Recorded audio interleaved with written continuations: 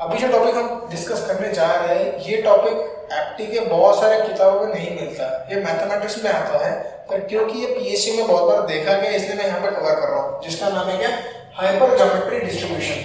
इस टाइप के इसमें जो क्वेश्चन आते हैं वो थोड़े से अलग लगते हैं, पर फिर भी इसमें प्रोबेबिलिटी में सॉल्व हो जाते हैं। तो देखते हैं उनको सॉल्व कैसे किया जा सकता है। क्वेश्चन क्या बोल रहा है, a box contain 10 bulbs, 3 are defective, 2 bulbs are drawn at random with replacement. The possibility that none of the 2 bulbs is defective will be clear। तो देखिए क्वेश्चन को अटेम्प्ट करने का तरीका क्या होगा। सबसे पहले टोटल कितने बल्ब्स है, बल्ब्स है 3 बल्ब्स है बराबर, उनमें से 2 डिफेक्टिव है, उनमें से टोटल कितने डिफेक्टिव है, 3 डिफेक्टिव है, मतलब नॉन डिफेक्टिव कितने हो गए, सब नॉन डिफेक्टिव हो गए। क्लियर, हमको उसमें से 2 बल्ब्स निकालना है, ठीक, 2 बल्ब्स ड्रॉ करना है। इन दो में से क्या चांसेस है कि 0 डिफेक्टिव हो और 2 नॉन डिफेक्टिव हो। बस हमको ये क्वेश्चन सॉल्व करना है। सॉल्व कैसे करेंगे, क्योंकि यहाँ पे ये जो नंबर है 10 बल्ब्स, हम इसको गिन सकते हैं, इसलिए इसको बोलते हैं फाइनाइट डिस्ट्रीब्यूशन। तो इसको सॉल्व कैसे करेंगे, तो देखो टोटल कितने बल्ब्स है, टोटल डिफेक्टिव कितने हैं 3, उसमें से मुझे कितने चाहिए 0, तो 3C0। क्लियर, इनटू टोटल मुझे निकालने 2 है और दोनों के दोनों कैसे भेजिए, नॉन डिफेक्टिव, पर टोटल नॉन डिफेक्टिव कितने हैं 7, तो 7C2 डिवीजन में टोटल नंबर ऑफ बल्ब्स कितने हैं 10, तो निकालने कितने हैं 2। बस ये अगर आप समझ गए तो सॉल्व हो गया। फिर से समझो, 10 बल्ब है, 10 में से 3 डिफेक्टिव है, नॉन डिफेक्टिव कितने हो गए 7, इन 10 में से 2 रैंडमली निकाले। क्या चांसेस है कि ये 2 बल्ब में 0 डिफेक्टिव है और क्या चांसेस है कि इसमें से 2 नॉन डिफेक्टिव है, क्योंकि 2 ही निकालना है, तो हम प्रोबेबिलिटी का यूज करेंगे।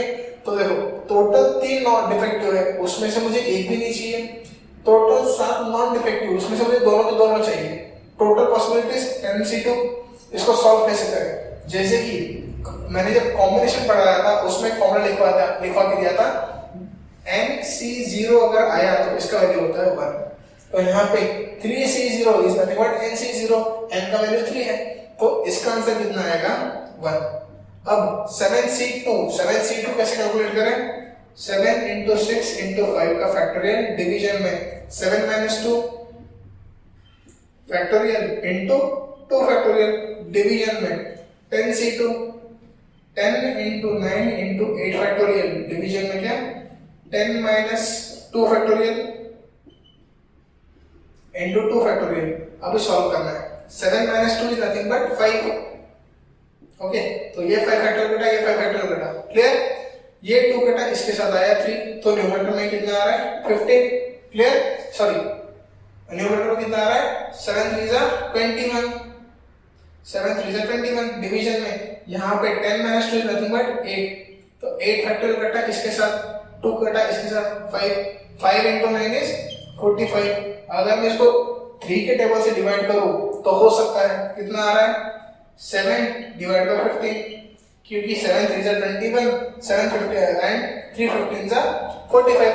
पर आंसर जो एक्सप्रेस करना है वो बोला है परसेंटेज में निकालो, तो अगर इसका मैं आंसर निकालूं तो आंसर कितना आता है अप्रोक्सीमेटली 0.4666। पर आंसर परसेंटेज में पूछा है तो क्या करेंगे, मल्टीप्लाई बाय 100 करेंगे, यही इंडिकेट करता है परसेंट।